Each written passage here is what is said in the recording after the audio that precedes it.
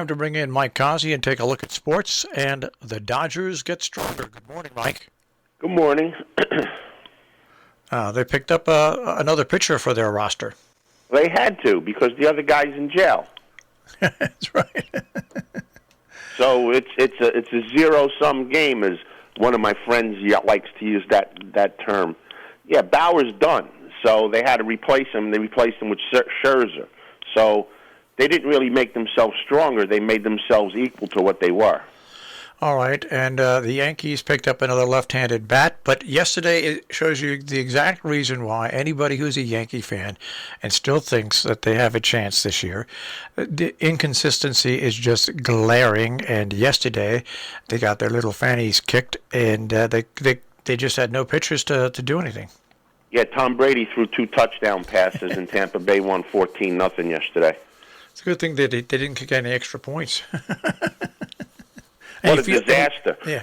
Now, Yankee fans, you could throw your tomatoes at me today. I don't care. Marshall, who led the Major League in home runs last year? The guy from the Mets, right?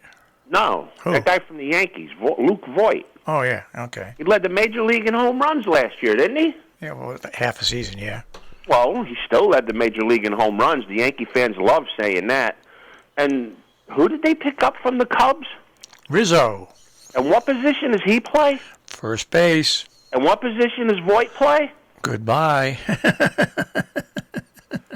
What the hell is this team doing? Yeah. Who started for the Yankees yesterday? Wasn't this some guy named Cole? Yep. Didn't he give up 8 runs? 7 runs and 7 earned. Yeah, 7 earned in what, 6? 4 runs in the first inning. That's a way to start a ball game that you really need to win, right? Yeah. Your ace gives up 4 runs in the first inning, and he did not do well against the Red Sox his last start, and in his last 5 starts since the sticky came out, he's 2-3 with an ERA near 6. So I really don't think Rizzo was the problem. Gallo, I could see playing center field because yesterday Grady the Great dropped the fly ball, which led to a bunch of runs for the Rays in 1 inning. But getting Rizzo, all right, explain that to Voit. What's that tell Luke Voit? We don't want you anymore. Boy, the Yankees really know how to win friends and influence people. That's why I hate the Yankees. You shoot their yap, Voit, and you go get Rizzo, and Voit's out the door. And it's just bad business. It's bad business. The Yankees still need pitching. If they didn't get Gallo and they didn't get Voit and they got Scherzer, I would say the Yankees did something to help themselves. They didn't do anything to help themselves. People are going to say, "Oh, we're making a run." Where you running to? Popeyes? You getting a chicken sandwich? The Yankees are still not going anywhere. It's if people can't see that, well, anyways, we'll just get off the Yankees for now. The fixes you need are the weaknesses you have. Yeah. Getting Gallo to play center field, okay. Hicks, goodbye, Hicks. I mean, that's another guy they were high on. Goodbye. So he's not playing no more. And you got a guy he led the major leagues in home runs last year. That was one of your selling points for season tickets this year. Now you got Rizzo. Okay, fine. Guess what? Voit ain't signing with you no more, and Rizzo's contract's up at the end of this year. You better hope you sign him, because if not, you got a hole at first base again. All right. Where else do you want to go in sports? The Stems lost again yesterday. Wednesday, the Braves laid a gigantic egg. They had a good chance to go up and pick up 3 games this week against the Mets, and didn't do it. They beat the Mets up again pretty good yesterday. See if the Mets make a move today. I thought they'd try to get Scherzer, but he didn't want to come east, I guess. But they need to sign themselves a pitcher because DeGrom's done, the ship is sinking, and there's a lot of holes in it. And one of the holes the Mets need to pick up is a starting pitcher. If they don't go get a starting pitcher, they're in trouble. And if they don't pick up Bryant from the Cubs, they're in trouble because they need a third baseman and they need another outfielder. So see what happens with the Mets. So far, they've done nothing. If they don't do anything today, it's going to be that old Cubs saying, wait till next year. All right. Anything else in sports? The NBA draft was last night. Did they draft any Olympic basketball players? Not that I saw, but the big news out of the NBA yesterday was the the Lakers picked up Westbrook. Does that sound right? Yeah, they made a trade, and I don't even know who the heck the other guys are, though. Yeah, but that's the only thing that really came out of the NBA. I thought the NBA might have been drafting one of those big Chinese women or men or whatever they are. Yeah. Hey, well, not that I could see. Not that I could see. All right. Do we have? Of course, yes, we have Saratoga. Yeah, we got rained out yesterday. The rains came. Our horse got scratched, so we had no runner yesterday. Today we're going to go to the 9th race where our play for today. It's the Curlin, $120,000 overnight stake, basically. Mile and an eighth on the main track. Horse I'm looking at in here is the 5-horse Baron. There's 6 horses in this race. The first captain, undefeated by Curlin, is the sire, is going to be the favorite.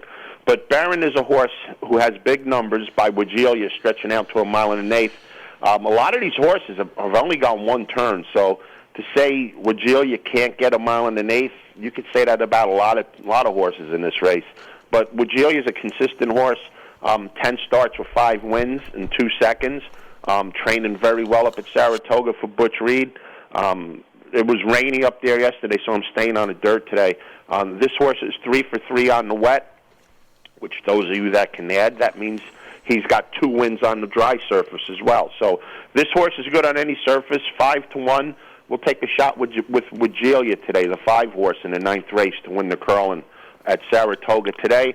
The weekend, they got a couple of stakes up there. The 8th race tomorrow is the Vanderbilt. It's a grade 1 going 6 furlongs. Couple of horses in here. I'd like the 6 Whitmore, the old man. He's 8 years old. He's been running good this year, but doesn't have any wins to show for it. I hope he does not have a win tomorrow. I hope he runs second, because my top pick in here, I'm going down to the rail, and people are going to say you're out of your mind, but I'm going with the 1 Lexingtonian, a 20-1 shot. I had this horse on Derby Day when he ran 7 furlongs in the Churchill Downs. This horse ran second at 46-1. Last time the Metropolitan Mile on Belmont Day, the horse was just short, very, very short that day. Basically eased, ran last by 45 lengths. But if you look at the workouts for this horse on July 24th, which was a week ago, this horse had the 4th best workout at Saratoga out of 133 runners that morning. That's a hell of a number. And the workout was pretty good at 47 flat. So look for Lexingtonian to put in a nice run tomorrow and maybe light up the board at what is a 20-1 morning line. So in the Vanderbilt, we're going to go with the 1 Lexingtonian and the 6 Whitmore to make up our exactas. Race after that is the 9th race, the Jim Dandy, which is a prep for lightly raced 3-year-old horses that want to try to give it a shot in the Alabama. In here, all roads go through the 5 Essential Quality, who ran 4th in the Derby and ran a nice race pretty much on the front end for half the race against Hot Rod Charlie to win the Belmont. Hot Rod Charlie, for all intents and purposes, won the Make-Believe Haskell. There's a guy, it's Indian Charlie is his name. It's a periodical. It's kind of like a satire.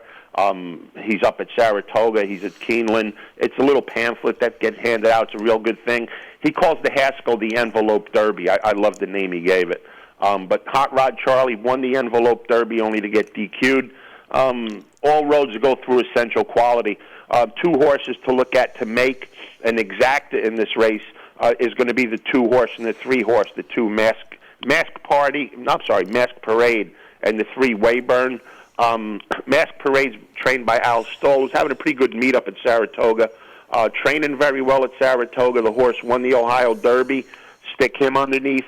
And the 3 Wayburn ran second in the Pegasus to Mandaloon, who won the Envelope Derby on the DQ. So we'll go with the 5 with the 2-3 in the Jim Dandy. And then the 10th race at Saratoga is the Bowling Green. It's a grade 2. It's one of the weakest grade 2s you'd ever want to see. These are graded stakes horses that had to run 70 times in the last 2 years with only 12 wins to show for it. Not a great field, in my opinion. We're going to go with the 4 Rock Emperor. I think this horse is going to show some more speed than it's shown in the past. There's not a lot of speed in this race, and whoever makes the lead can win it. So the 4 Rock Emperor with Rosario, who's riding very well up for the meet, I think is going to show more speed. And Cross Border, I think, is going to be close to the pace.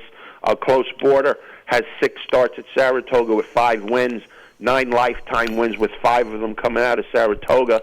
That's a horse for the course. So we're going to go with the 2 Cross Border to win the race, ridden by Luis Saez, and hope Rosario pulls a little bit of magic with Rock Emperor and comes in second or wins for us tomorrow afternoon in the 1 3/8 Bowling Green on a turf. So 1 stake race is the pick of the day today. We got 3 stakes up at Saratoga tomorrow.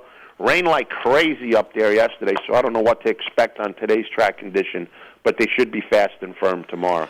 All right, Mike, have yourself a great weekend. We'll speak to you on Monday. You too, guys. Keep on rehabbing there, Marshall. All right, thanks, Mike. Have a good one. Mike Cozzi with the Check on Sports this morning here on the Breakfast Club on Robin Hood Radio.